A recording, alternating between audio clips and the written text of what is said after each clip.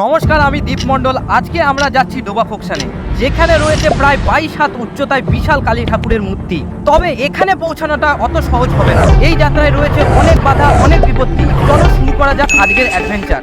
আমরা সবাই রেডি হয়ে রওনা দিলাম, কিন্তু মাঝপথে শরণ বলল যেতে হবে অনেক দূর, ও জানে না, এখন গাড়ির তেলই ভরায়নি। এখন দেখ আটকায় গেলে কি হবে, তোর স্কুটি ওখানে থাকবে, এর স্কুটি একজন, এর স্কুটি তিনজন, চলে আসবো।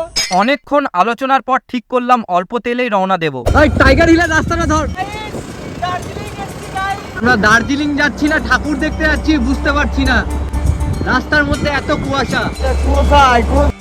রাস্তা অতটা ভালো ছিল না, আর নভেম্বরের শীত যেন আমাদেরকে স্বাগত জানাচ্ছে। প্রায় 1 ঘন্টা যাত্রার পর আমরা মেলায় পৌঁছালাম।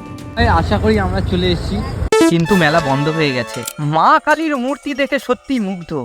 এত সুন্দর আর বিশাল মূর্তি চোখ সরানো যাচ্ছে না। যদিও রাত গভীর, মেলার প্রায় সব দোকান বন্ধ।